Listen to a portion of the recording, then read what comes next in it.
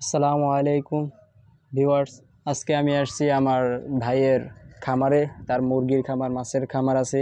তা আমি আসার কারণে উনি আজকে আদার বা ডিম সংরক্ষণ কোনো কিছুই করে না। আমি আসবো, তারপরে উনি এগুলো সংরক্ষণ করবে।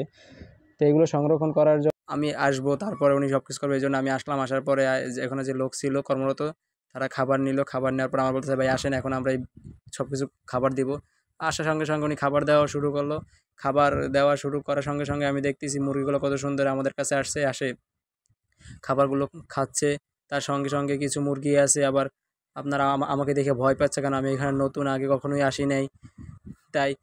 আর পাশে দেখতেছি আর একটা কিছু মুরগি এসে আমার লুঙ্গি, আমার ঠ্যাং এগুলো মানে ঠোরাচ্ছে, মানে মনে করতেছে ওর খাবার।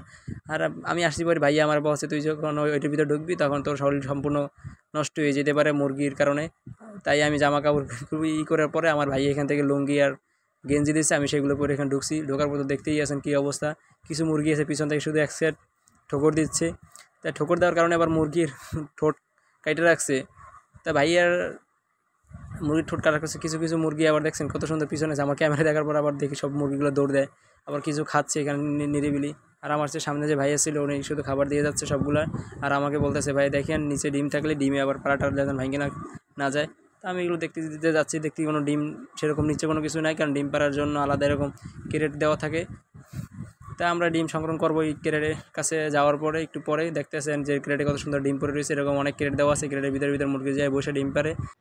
এরকম ক্যারেটে অনেক ডিম পাওয়া যায়। ভাইয়া বলতেছে দৈনিক নাকি প্রায় আপনার 1000 এর উপরে ডিম এরকম সংরক্ষণ করে দৈনিক। আর আমার পাশে যে ভাই ছিল উনি শুধু খাবার দিয়ে যাচ্ছে, দেখেন কত সুন্দর মতো সারিবদ্ধভাবে মুরগি খাবার খাচ্ছে। আর কিছু মুরগি তো আছে আমার পিছন থেকে শুধু আমার লুঙ্গিতে, আমার পায়ে, আমার জুতার উপরে শুধু ঠোকর দিচ্ছে। এখানেও কত সুন্দর আদা দেওয়ার পরে মুরগিগুলো কত সুন্দরভাবে চলে আসছে। মুরগি পালনে একটা জিনিস হয়েছে, এগুলো যত্ন নেওয়া লাগে। যত্ন করলে অনেক লাভবান হওয়া যায়, যত্ন না করলে কোনো লাভবান হয় না। আপনি টাকা ইনভেস্ট করবেন কিন্তু কোনো যত্ন নেবেন না, তাহলে কোনো লাভবান হওয়া যায় না। এদিকে বলতে বলতে আমার ভাই একটা বালতির ভিতরে ডিম পাইলো। ডিমটা বললাম, ভাই আপনি একটু ধরেন, আমি খাবার দিচ্ছিলাম। বলতে বলতে উনি খাবার দেওয়া শুরু করলো। এরপর আমরা যখন খাবার দিচ্ছি, উনি খাবার দেওয়া শেষ হয়ে গেল। তাই আমরা কি করব, বাইরে আরো বস্তায় খাবার দেওয়া আছে। ভাইয়ার জিজ্ঞেস করলাম, ভাই এরকম আমরা দৈনিক কত বস্তা কি খাবার এখানে লাগে? ভাইয়া বললো প্রতিদিন প্রায় 50 কেজি, 2টা বস্তার মতো লাগে, কারণ ওনার এখানে মুরগি আছে অনেক। মুরগি অনেক বলতে আমি জিজ্ঞেস করছিলাম, ভাইয়া কতটা কি মুরগি আছে? ভাইয়া বললো প্রায় 800 বা 850, 1000, 1000-এর মতো হইতে পারে। ভাই বলছে অনেক আগে গুনছি, কিন্তু এখন গোনা হয় না। কারণ অনেক সময় দেখা যায় মুরগি অসুস্থ হয়ে যায়, মুরগির আলাদা একটা জায়গা আছে, ওইখানে থাকে হাসপাতালের মতো। এরকম বলতে বলতে আমরা আর এক সাইডে ঢুকবো। খাবার নিয়ে আসছে ভাই, এই এক সাইডে ঢুকতেছি। ঢোকার সময় দেখতেছি অনেক খাবার নিয়ে আসার কারণে অনেক মুরগি আমাদের কাছে আসছে এই যে খাবার দেখে। কিন্তু আমাকে দেখার কারণে উনি আবার ভয় পায়, এই জন্য আর কি মুরগিগুলো আবার সরে যায়।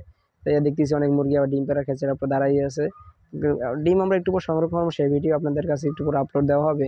কিন্তু সঙ্গে দেখতেছি যে খাবার দিচ্ছে। আর মুরগিগুলো যে ডিম পারছে, অনেকগুলো আবার ডিম পারছে, অনেকগুলো আবার ডিম একসাথে করার পর আবার উমানে বসছে। উমান হয়ে গেছে মুরগি। এই দেখেন এখানে করে 2টা মুরগি একসাথে কাপড় বসে আছে। এখানেও আছে 2টা। এরকম 2টা এক্সট্রা থাকে, ডিম একসাথে বসে থাকে।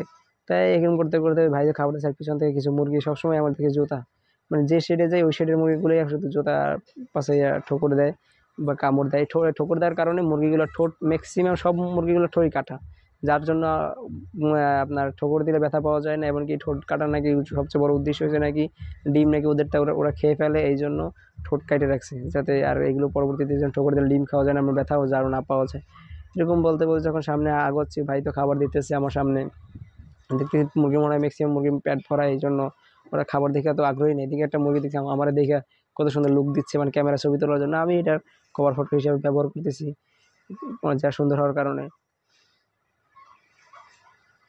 তো মুরগি পালন যে বলছিলাম, যত্ন নিলে মুরগি পালন করা যায়। যেমন আজকেই গতকালকে রাত্রে আমরা মুরগিকে ভ্যাকসিন দিছি, চোখে মুখে সব জায়গায়। এমনকি আমি যখন এখানে আসছি, আমি ওঠার সময় ভাই আমার চারোদিক থেকে ঘুরে ঘুরে আমরা স্প্রে করে দিচ্ছে, যাতে কোনো আমার সাথে কোনো জীবাণু টিবাণু না আসে। তো এরকম মুরগি পালনের সব থেকে যত্ন বিষয় হচ্ছে আপনার এগুলো যত্ন নিতে হবে। যত্ন নিলে আপনি অনেক লাভবান হবেন। লাভবান হওয়ার জন্য সবচেয়ে বড় কথা আপনাকে শ্রম দিতে হবে, নিজে থাকতে হবে, নিজে সব কিছু করতে হবে। এরকম বলতে বলতে আমি আমি দেখছি সামনে কিছু মুরগি একসাথে খাচ্ছে। আমি ছবি তুলতে গেছি, ভাই বলতেছে না তুমি ছবি তুলো না, তাহলে ওরা খাবে না, তুমি দূরে থেকেই তোলো। সেই জন্য আমি আবার দূরে চলে নিয়ে দেখতেছি। আমি প্রথমে যাওয়ার কারণে দেখতেছি মুরগি অনেক দূরে সরে গেছে।